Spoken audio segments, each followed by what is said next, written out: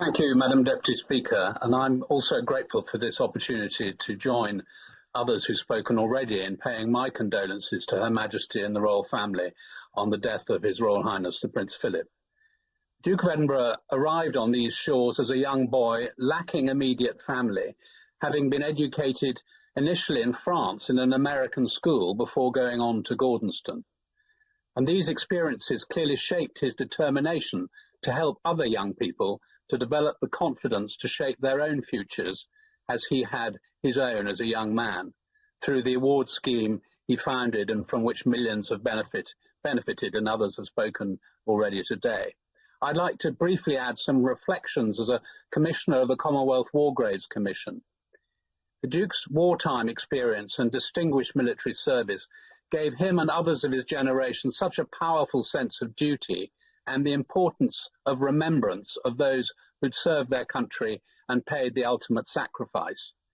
He attended many memorial and cemetery dedications and unveilings through a lifetime of service. Perhaps the most appropriate was one of the earliest, when unveiling the Second World War extension to the Chatham Naval Memorial in October 1952, where he pointed out that, like all others who'd served in the Royal Navy during the war, he had lost many friends and shipmates who were commemorated there. He visited thousands of Commonwealth War Graves Commission cemeteries on many of his 143 overseas and domestic visits. And of course, for the many commemorative events held during his decades of service in leading the nation as Her Majesty's consort, and his own role, as we've just heard, across so many units of our armed services. Wherever he went, he would show a genuine interest in the smallest detail. For example, giving tips to gardeners, often I suspect unsolicited, about their work and the plants that they tended. He had that skill of making each person he was talking to feel as though they were the focus of his attention, often through his sharp and engaging wit and powerful observations. He helped people laugh, which broke the ice. We've also been reminded already of the pioneering role of Prince Philip in drawing attention to protecting the environment around the world.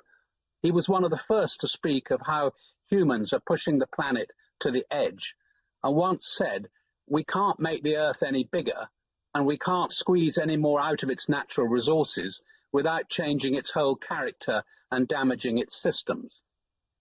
He was always interested in conservation of wildlife, but his visit to the South Pacific and South Atlantic in the mid-1950s sparked his interest in the threats to nature. And the members for Brighton and Southend have just raised earlier his role in helping Sir Peter Scott establish the World Wildlife Fund. This enthusiasm never waned. He visited hundreds of WWF projects across 5 continents over 5 decades, but he also used his position to promote conservation issues, inspiring people from members of the public to world leaders to protect nature and wildlife. And this passion has clearly been passed on to his children and his grandchildren.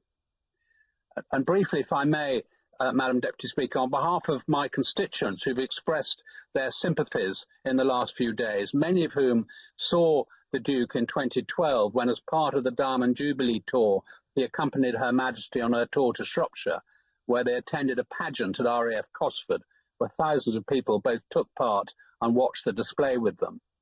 He also visited my constituency in South Shropshire in 2003, before I became the Member of Parliament, with Her Majesty attending the Wenlock Games, now widely acknowledged as the inspiration for the Olympic Games, and choosing rather provocatively to have lunch in Craven Arms in preference to Ludlow, the more obvious food capital of Shropshire, where they concluded their visit. So as we celebrate the life of Philip and for all that he has done for this country, and especially because this most British of the British was actually Greek and Danish as well as British, he certainly was connected to Britain, but Britain was also his choice. The wind didn't blow him to these shores, he set a course. His were marriages of love to England and to Elizabeth, his queen. He served well and will be both missed and well remembered. Thank you. Now we go to Stephen Farry.